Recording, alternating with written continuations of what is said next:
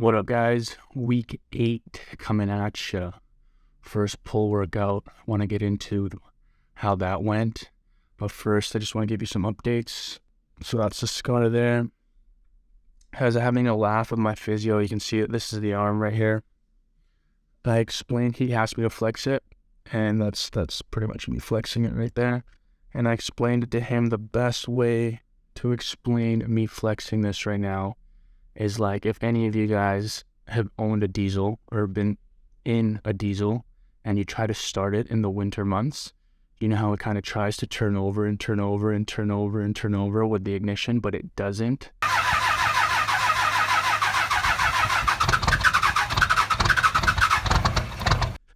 That's this guy right here. It's a diesel engine in the middle of the winter. I'm trying to fire it and it's like you see pulses going to it, but it just doesn't turn over. But that's normal. That's your nerves. The pathways haven't been used, and so you're trying to relearn how to flex your bicep. And so little movements like that here and there over time will strengthen it. It's the mind muscle connection that everyone talks about, right? When you're able to feel a muscle during a certain movement, that's basically nerves activating and flexing that muscle throughout that movement. And right now, the mind-muscle connection to this bicep is dead. Slowly coming back, slowly trying to relearn those pathways, and eventually, over time, it'll come back as good as new. I'm not worried about it. But as of right now, it's a diesel engine. That's the scar right there. I don't know if you can see that. It seems like it's getting bigger. That makes sense. Like the pleoid, the scar itself, the incision is like stretching out. Looks kind of whack, but it's just my skin. That's like an older scar. If you can see that, it's probably gonna look like that eventually. So it will scar the best, but I'm not too worried about it. A lot of changes this week, guys. A lot of changes as far as mindset goes. I didn't realize, let me go back on that.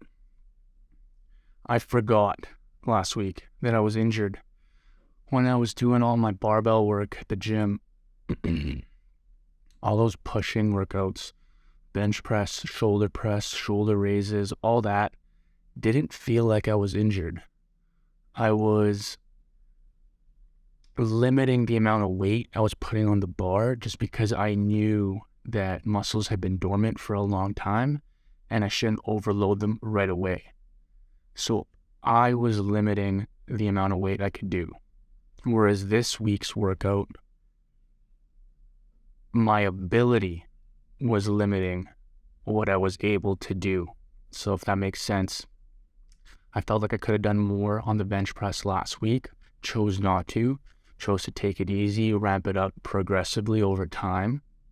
Whereas this week, on the lat pull-downs, for example, I couldn't pull down more than whatever's on the video there. I think it was like 30, 40 pounds. And it was the best way to explain it. And I remember watching a YouTube video, and at the time I was watching it, I was still in like week 2, week 3 post-op, so I didn't really know what he was trying to say or what he meant. But the person describing his feeling at that time when he started working out was you feel like something is different. You feel like something's going on, but you don't know what words to use to describe it. And that is so spot on. So you'll see in the videos that I'm going to have just running on the background here, just like the last video, that whenever I am extending my arms, I'm always keeping a little bit of a bend in my elbows, both sides, just to prevent that complete lockout, prevent that complete stretch of the bicep under load. You can stretch this out. Like I stretch this out during physio, I stretch it out at home when I'm doing my pronation, supination exercises. That's all I'm fine. But when you have tension on it, when you have a pulley and a weight system on the other end, either pulling you forward or pulling you back up, you don't want to be locked out. So I'm always limiting my range of motion. And you'll see in one of the exercises, I think it's it's a cable row. I have like T-Rex arms, and I'm just pumping the weight with like such little range of motion. But hey, that was my first ever pull workout since the injury. And there's definitely a little bit of PTSD going on up there, telling you that you can't or that you shouldn't, which I think it's like a little safety mechanism, you know? Don't try extending your bicep tendon all the way with load just yet. Ease your way into it, which is what I did. You'll see the weight that I was using. It was light would have been an overstatement. It was almost non-existent, to the point where so this was funny. I always track my workouts on my iWatch just to see how long my workout's going to be and to gauge my rest times more accurately. But the entire time that I've been doing that, I never once had what happened to me happen during this pull workout. I think it was during my third exercise. I got a little vibration on the iWatch, and I took a clip of it because I started laughing when it happened. It asked me whether or not I was still working out during one of my rest periods. And I'm like, the intensity that I'm going through right now in this workout, this iWatch doesn't think is a workout. But for me at the time, I felt like, you know, the weight on the other end of that bar or that cable was enough to give me a workout. But I guess judging off of heart rate, it was close enough to my resting. It asked me, it reminded me, are you still working out? Do you want to continue, or do you want to end this workout? I thought that was funny and sad at the same time. But that's just a reminder of how slow we have to go. We have to take, especially this workout, where the mechanics of each movement call for the bicep to fire a lot more than the push workout. You still utilize your bicep. Don't get me wrong. I'm not saying that it's not firing, but the mechanics of it is lower on the list of muscles used compared to when you're doing pulling movements. So like a lat pull down or a row, your bicep is being used a lot, which is what we want. We want, as per Dr. John Patrizio, we want to be doing these compounds that target the bicep as a secondary muscle. And through that, we will strengthen it over time, which is why we're progressively adding more bicep activation as the weeks go on. And so it's all normal. It's all fine. I'm a little bit more sore, so that's something that is a little bit different compared to last week. I feel like last week's video, I was just getting into working out. My physio was just starting to like go in on me with like harder workouts, and my RMT was just starting to go into me with more, I guess, deep tissue massages. So all of that factored into this week. And I feel like this thing has been sore every day for the last 7 days. You factor in my physio and my RMT are beating me up whenever I go see them. I am starting to incorporate barbell movements when it comes to bench press, shoulder press, and now cable movements when it comes to pull downs and rows. And then on top of that, I'm using this thing when I'm studying for my board exam in the clinic, specifically root canals. When I'm doing root canals, this thing just takes a beating. And so every day of the week, albeit small, minor stimuli, it adds up.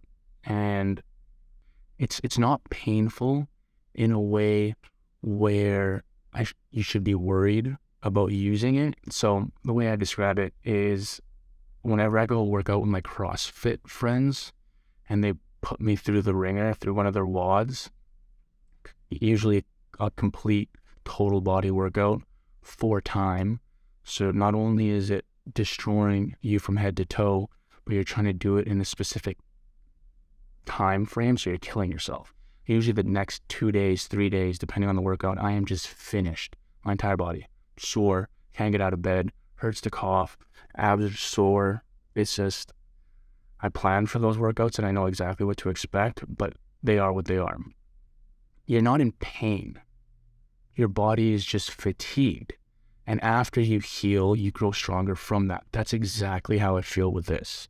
I feel like the days after physio, the days after my workouts, the days after I put in a long day at the clinic, this thing is just beat up, sore.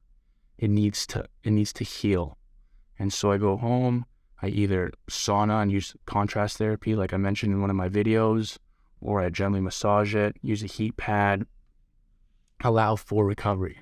Because all the physio and the work that we're doing is complemented with the recovery. It needs to be able to recover before you beat it up again and allow it to strengthen. And so that's what I'm doing. One idea that I had going into this first pull workout was to bring some Versa grips in. So if you guys don't know what those are, they're pretty much bougie wrist straps. They look like this.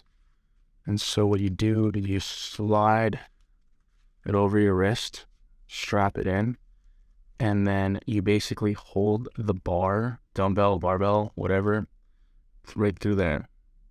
And it prevents the bar falling out of your hand. It also takes your arm, your forearm, your upper arm, and everything out of the movement and allows you to focus on your back. Just like wrist straps. I bought them a long time ago and they were sitting in my bag forever, and then eventually I just took them out because I never used them. I always thought that squeezing out your grip was also part of whatever movement you're doing, and I always wanted to train my grip, so I didn't really use these as much as I should have, and definitely need to get my money's worth out of these because these are pretty expensive. But I look at them now, and I took them out to film this video, and I told myself that if I would have had these 8 weeks ago, the day of the injury, these videos wouldn't be up. But I opted for that switch grip as opposed to using wraps for that deadlift, and here we are. But going back to these, I was thinking of using these for the pull workout to isolate my back and get my arms out of the movement completely.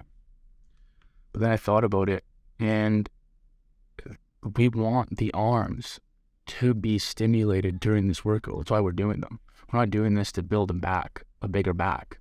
We're doing this to indirectly stimulate the bicep and therefore strengthen it over time along with its tendon. And so left those at home like I have been doing for the last couple of years, and I'll probably put them away again once I'm finished filming this video. So if anyone needs Versa grips. So the silver lining to these workouts that I notice now, so at the time of recording this, I have since done another pull workout. A couple days later, I usually hit the same muscle group 2 times a week, and I've already realized, or I've already come to see that the weight that I'm comfortable doing has increased. And I noticed the same thing with the barbell movements initially with the push workouts, but more so here for the pull workouts. I'm still keeping my elbows bent and I'm still not locking out, but the amount of weight I'm able to do now for pull downs or for the machine rows or anything of that nature has since increased. And not by much. I mean, if you look at the videos, I'm probably doing 40 pounds on the lat pulldowns. And so I might have increased it to 50, 60 pounds maybe. I can't remember. I didn't film the second workout, but I do know that it's slowly ramping up and it's nice. That's, again, the silver lining to this. So that's it, guys. Week 8 is in the bag. Not too exciting this week. A lot of growing pains, but the way I see it is up until 2 weeks ago, I wasn't doing anything with this arm. Last week, I was very, very indirectly hitting it with bench press and shoulder press. And then this week, I went to town. My physio, my RMT went to town. I started hitting it indirectly, but more so indirectly with pulling movements. And now I'm putting a lot of time in the clinic studying, and I'm also using it there. So this thing is just being taken for a ride. I am getting my money's worth of this endo button, that's for sure. I will check in with you guys for week 9, and I will either talk about my leg workout and what I'm doing there now that Dr. John Patrizio has allowed me to do low bar squats and deadlifts. Don't know if I want to do deadlifts just yet, but or we'll talk about my physio and my RMT and what they're having me do. I haven't decided yet. Maybe you guys can let me know what you want to see more of. I will see you in the next one.